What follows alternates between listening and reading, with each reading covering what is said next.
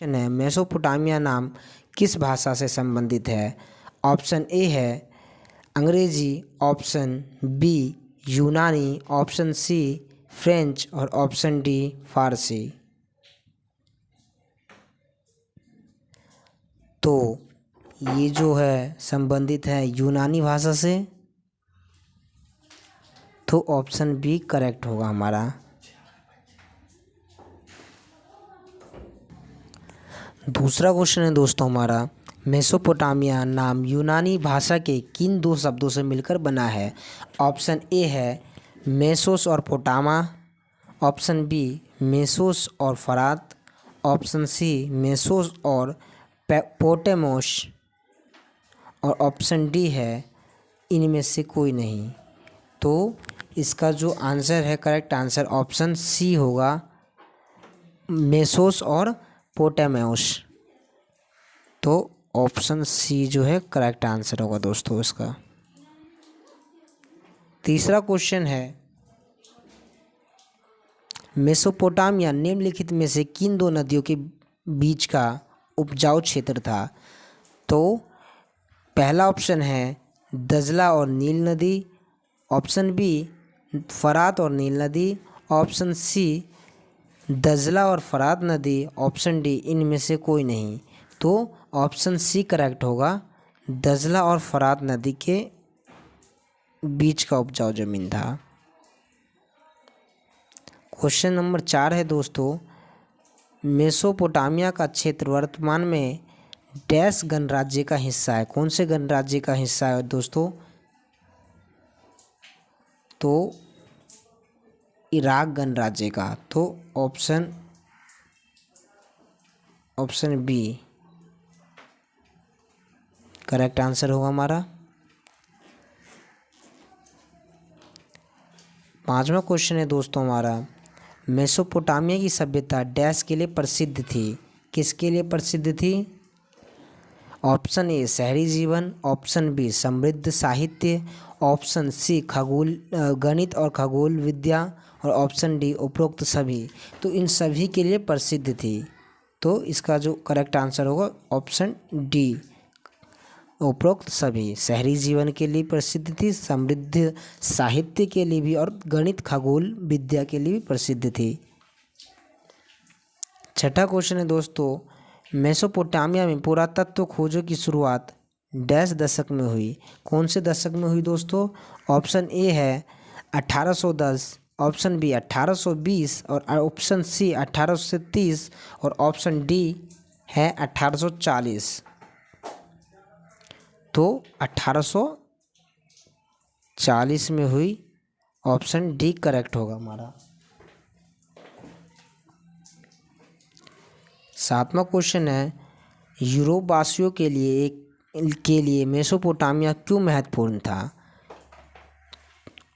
Option A क्योंकि Bible के प्रथम भाग ओल्ड टेस्टामेंट में इसके उल्लेख मिलता है, ऑप्शन बी ओल्ड टेस्टामेंट की बुक ऑफ जेनेसिस में शिमार का उल्लेख है, ऑप्शन सी यूरोप के यात्री और विद्वान मेसोपोटामिया को अपने पूर्वजों की भूमि मानते थे, ऑप्शन डी उपरोक्त सभी। तो इसका जो होगा ये सब ठीक है, तो उपरोक्त सभी। तो सातवें क्वेश्चन का जो आंसर है डी है, उपरोक्त सभी। आठवां क्वेश्चन है दोस्तों, किस देश में 7000 से 6000 ईसा पूर्व के बीच खेती शुरू हो गई थी?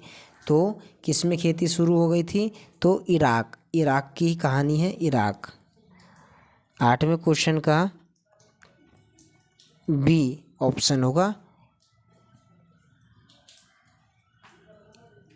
इराक।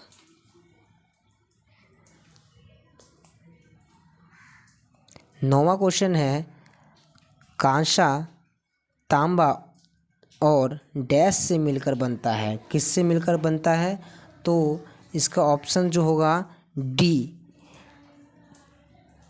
रांगा, मतलब कांसा तांबा और रांगा से मिलकर बनता है। ठीक है, तो 9वें का जो है ऑप्शन डी करेक्ट होगा। मेसोपोटामिया में किस चीज़ का अभाव था? तो मतलब किस चीज़ की कमी थी? तो मेसोपोटामिया में खाद्य था, जल संसाधन भी अच्छे थे, खनिज संसाधन और उपरोक्त सभी, इन दोनों में से कौन सा होगा? तो इनमें से होगा खनिज संसाधन। खनिज की कमी थी, तो 10वें का क्या होगा? सी, वहाँ पे खनिज की कमी थी।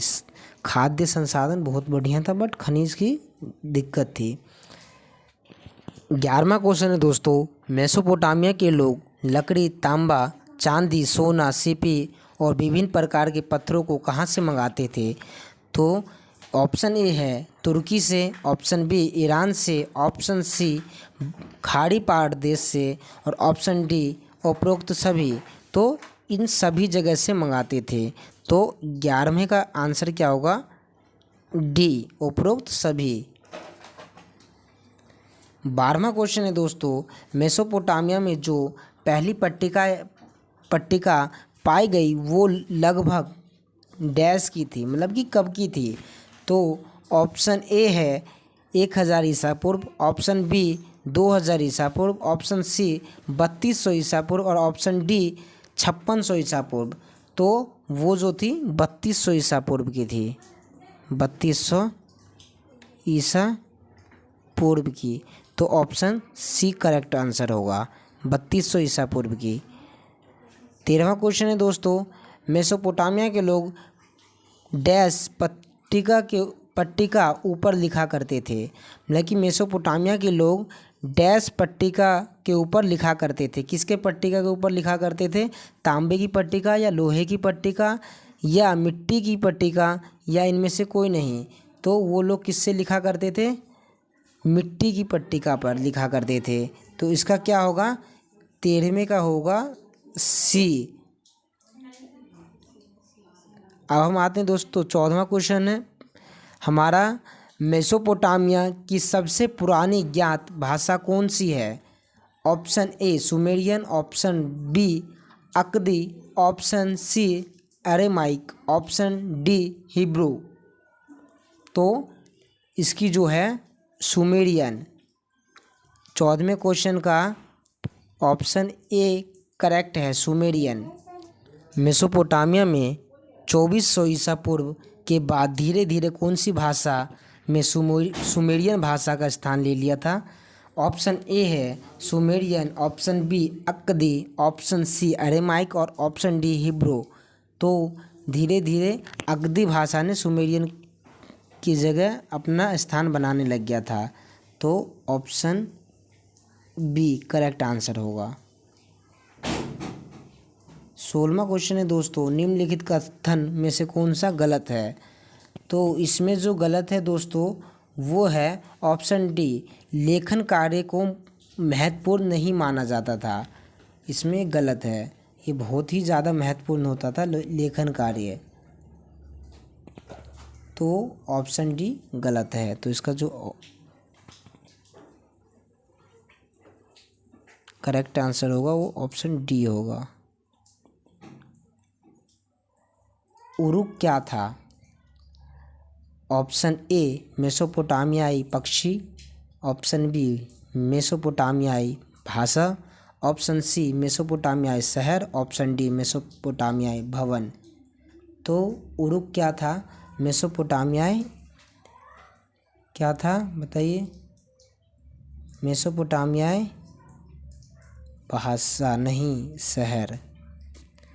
तो उरुक नाम का शहर था। चैप्टर पढ़ा होगा आप लोगों ने, पता लग गया होगा।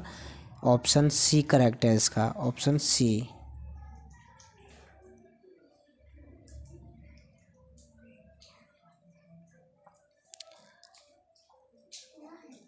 अठारहवां क्वेश्चन है, उर शब्द किस देवता के लिए उपयोग किया जाता था? चंद्रदेव, सूर्यदेव, अग्निदेव या इनमें से कोई नहीं। तो ये किया जाता था दोस्तों चंद्रदेव के लिए, चंद्रदेव। तो ऑप्शन ए करेक्ट होगा हमारा। 19वां क्वेश्चन है दोस्तों, प्रेम और युद्ध की देवी किसे माना जाता था? ऑप्शन ए है उर, इन्नाना और एन मरकर या उपरोक्त सभी, तो इनमें जो माना जाता था वो माना जाता था इन्नाना को। ऑप्शन बी करेक्ट है हमारा। 20वां क्वेश्चन है 2000 ईसा पूर्व के बाद मारी नगर डैश के रूप में खूब फला फूला। ऑप्शन ए शाही राजधानी, ऑप्शन बी शाही भवन, ऑप्शन सी शाही किला या ऑप्शन डी इनमें से कोई नहीं। तो वो शाही राजधानी के नाम से बहुत फला फूला, तो ऑप्शन ए है शाही राजधानी। 21वां क्वेश्चन है दोस्तों मारी के राजा किस समुदाय के थे? एरोमाइट, अक्दी, ज्यू या इनमें से कोई नहीं। तो कौन से समुदाय से थे? तो एरोराइट, तो एमोराइट, तो इसमें एमोराइट आंसर आएगा। ऑप्शन ए करेक्ट होगा, एमोराइट।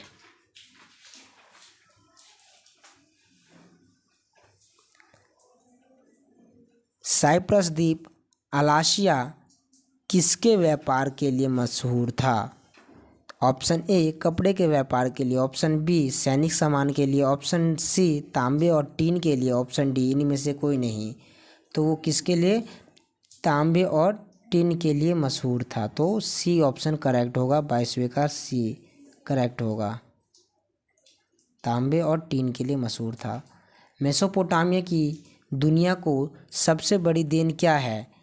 ऑप्शन ए गणित की विद्वानता, ऑप्शन बी परंपरा काल गणना, ऑप्शन सी ए और बी दोनों, ऑप्शन डी इनमें से कोई नहीं। तो इसका क्या होगा? ए और बी दोनों। काल गणना भी मेसोपोटामिया के टाइम में ही आया और गणित बहुत ज़्यादा हद तक मेसोपोटामिया के टाइम में ही आया था।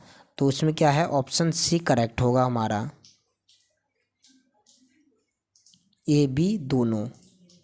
24वां क्वेश्चन है बेबीलोनिया को 625 ईसा पूर्व में असीरियाई आधिपत्य से मुक्त किसने कराया? ऑप्शन ए है Nabopolassar, option B Sikandar, option C Nabonidus, option D इनमें से कोई नहीं। तो किसने करा? तो ऑप्शन ए नेबोपोलासर, तो इसका जो करेक्ट आंसर होगा नेबोपोलासर होगा।